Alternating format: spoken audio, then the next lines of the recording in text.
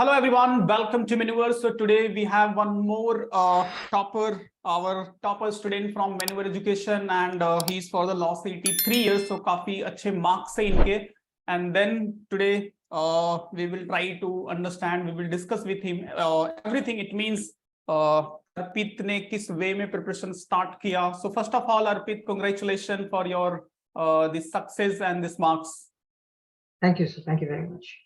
Okay, so Arpit, just share your academic background. It means your educational qualifications and from where you belong. So these all the basic information our viewer want to know. So later we will discuss further part. Yes, sir. So I come from Pondicherry.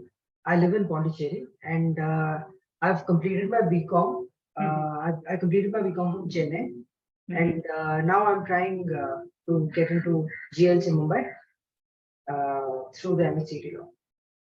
Okay. So basically you are targeting the law as a career. So family में और कोई law background से या फिर कोई है sir, judicial है service में है ऐसा? So है सर, मेरे भैया ने लॉ की पढ़ाई की है. वो फील्ड में नहीं है. वो he does not pursue law, but he did do his BBA. Okay तो मतलब बेसिकली उन्होंने लॉ में एज अ डिग्री किया हुआ है basically. Yes, sir. But now he is not choose as a career. मतलब उसमें कोई No, sir. जॉब जैसा प्रोफेशन नहीं है उनका basically. No, sir. Okay. So आपने क्यों लॉ को एज अ करियर चूज किया? एग्जैक्टली मुझे पता नहीं कब, बट काफी यंग एज से मुझे लॉ के टूवर्ड्स एक इंटरेस्ट था. मुझे लॉ से रिलेटेड चीजें I could understand these things very easily from a very young age, and it always attracted me. The scene of a courtroom, the setup, the respect that people give you when you say that you're a lawyer is something that left an imprint on my mind at a very young age. Okay. That's where the idea of a lawyer came into my mind. Okay, that's great. So basically preparations कभी से आपने start किया इस entrance exam का, basically law CET या फिर other कोई exams law के लिए आप टारगेट कर रहे थे या फिर law CET was only your target? तो सर ऐसा है, मैंने पिछले साल दिया था MSCT फॉर लॉ 3 years. मेरा स्कोर भी ठीक ठाक आया था. मैंने 113 स्कोर किया था पिछले साल. बट हुआ ऐसे कि मेरा जो कॉलेज था उन्होंने फाइनल सेमेस्टर के एग्जाम्स कंडक्ट नहीं किए थे, तो उसमें उन्होंने देरी कर दी थी. अब नॉर्मली लेट हो गया था मेरा 6th सेमेस्टर का जो एग्जाम है. तो तो पिछले उस वजह से क्या स्कोर था आपका? 113 सर. 113 था ये? Yes sir. So because I could not present mark sheets to the CET cell, I couldn't get admitted into any college.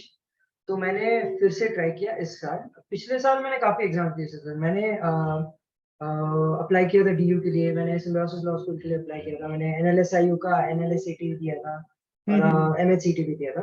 But इस साल मैंने फोकस किया कि मुझे एक ही एग्जाम देना है, मुझे पता है कि मेरा क्लियर हो जाएगा, तो मैंने सिर्फ MHCT पे ध्यान दिया इस साल. तो last year it means multiple exam को आप टारगेट कर रहे थे और इस साल सिर्फ लॉ सीडी को टारगेट किया? Yes sir. Okay that's great. Okay, study के लिए क्या रिसोर्सेज फॉलो करते थे बेसिकली? सो स्टडी के लिए ऐसा है कि मैंने मैनोवर का क्रैश कोर्स लिया था. ओके, क्रैश तो कोर्स. मैंने सिर्फ तो मैंने क्रैश कोर्स में जो मटेरियल मिलता है हमें, मैंने सिर्फ वही फॉलो किया.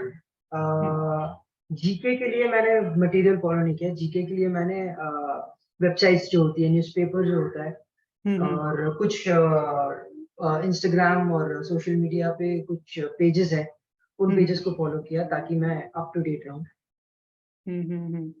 बस बेसिकली जीके के लिए आप इस तरह से रिसोर्सेज फॉलो करते थे. तो मनोवर का भी रिसोर्सेज आपने फॉलो किया होगा, देखा होगा? मैंने मनोवर का रिसोर्सेज सर करंट अफेयर्स के लिए नहीं किया था. मैंने मनोवर का रिसोर्सेज स्टैटिक जीके के लिए किया. स्टैटिक जीके के लिए क्या था? और स्टैटिक के लिए काफी यूजफुल था. और एग्जाम में भी काफी स्टैटिक ओरिएंटेड क्वेश्चंस आया था. हाँ राइट. एग्जाम में करंट काफी अफेयर्स से स्टैटिक क्वेश्चंस थोड़े कम थे, बट स्टैटिक से काफी क्वेश्चन जो कंटेंट था. करंट अफेयर्स से तो बेसिकली थे ही नहीं. मुझे 2019 2020 के क्वेश्चंस आ रहे थे. तो करंट अफेयर्स का प्रिपरेशन इस साल आई थिंक जो भी मेरे मार्क्स गए होंगे वो जीके के अंदर ही गए होंगे, बिकॉज 2020 और 2019 वगैरह के क्वेश्चंस आ रहे थे. 2022 2023 के ऑलमोस्ट नहीं के बराबर थे. ना के बराबर करंट अफेयर्स इस ईयर था, मैंने भी देखा था। हाँ मेरा फर्स्ट डे फर्स्ट स्लॉट था, मॉर्निंग शिफ्ट था। मेरा तो फर्स्ट डे सेकंड स्लॉट था। तो नहीं मेरा मेरा भी फर्स्ट डे फर्स्ट स्लॉट था। हाँ, तो उसमें भी स्टैटिक ओरिएंटेड था। हार्डली हाँ 1 2 3 क्वेश्चन थे करंट अफेयर्स को, जो एक तो अवार्ड रिलेटेड क्वेश्चन था, ऐसा ही कुछ क्वेश्चन थे। हाँ अवार्ड रिलेटेड थे सब 2021 2020 इन्हीं सालों के थे 22 3 के तो कुछ थे ही। Okay, that's great.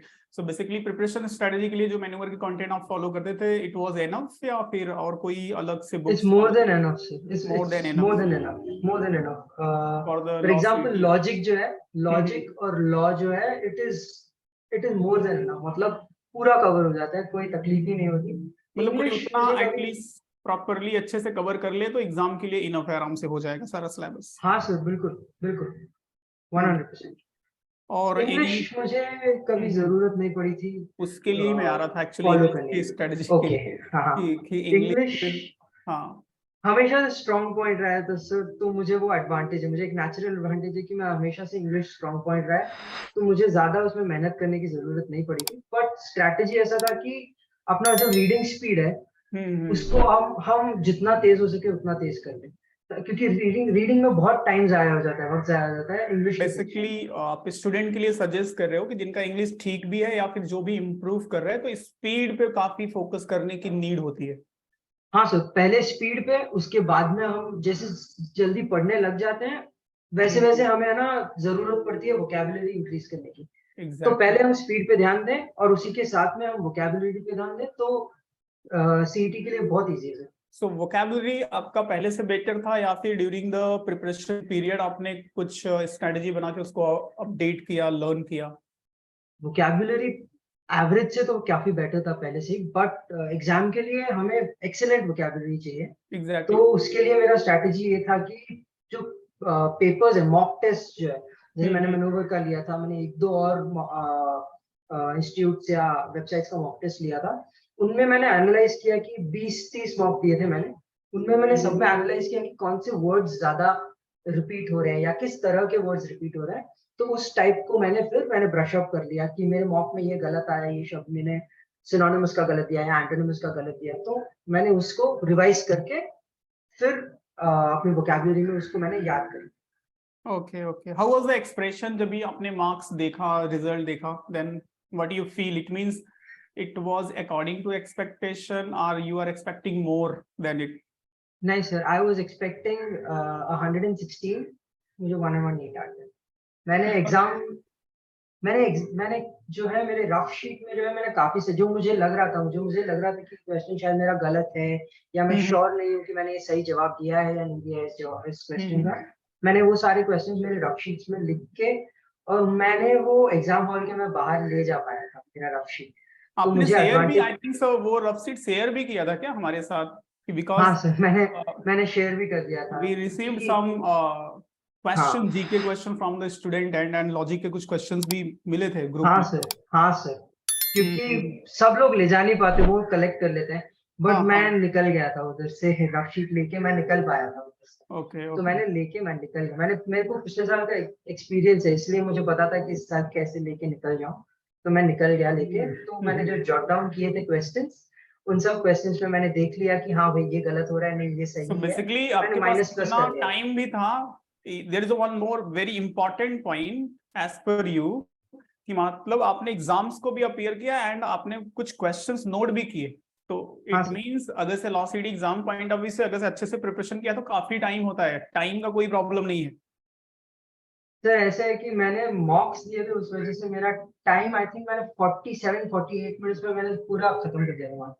Wow, that's great. Important point पे आने वाला था मैं, उसी पे मॉक टेस्ट पे, बिकॉज मॉक स्ट्रेटजी काफी हेल्पफुल रहती है एक्चुअल एग्जाम्स को अपीयर करने के लिए। अगर कोई स्टूडेंट काफी टाइम मैनेजमेंट के साथ मॉक टेस्ट पे प्रैक्टिस कर ले तो फिर actual exam is not a difficult, बहुत इजीली हैंडल कर हाँ लेता है। Exactly. So there is my two question कि first, how many mock test you attempted, कितने मॉक टेस्ट आपने अटेम्प्ट किया?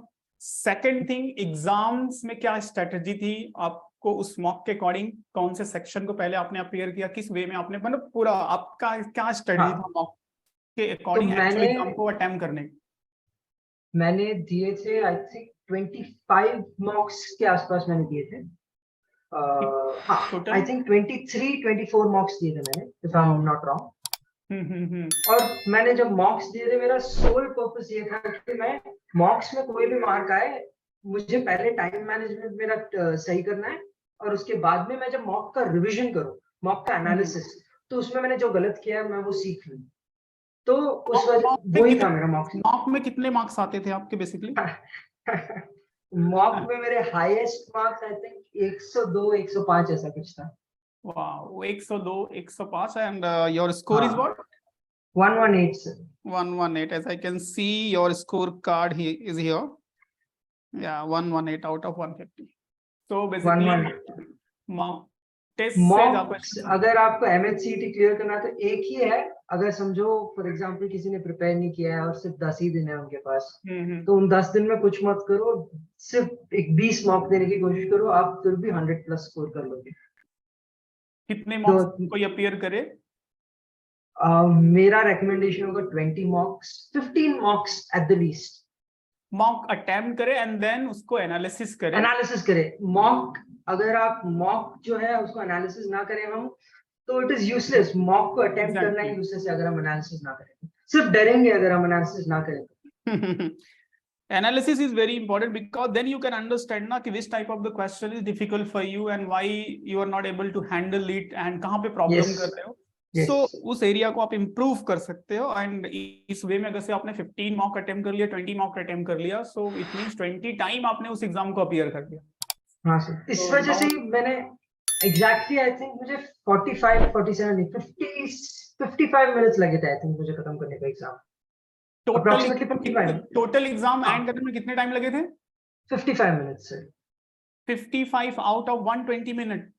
Yes sir. मतलब हाफ टाइम में आपने, मतलब 1 घंटे से भी कम में आपने कंप्लीट कर लिया? हाँ सर, मैंने 1 घंटे में आई थिंक 3.5-4 मिनट्स बचे थे मेरे। दिस इज द रीजन कि why you noted some question.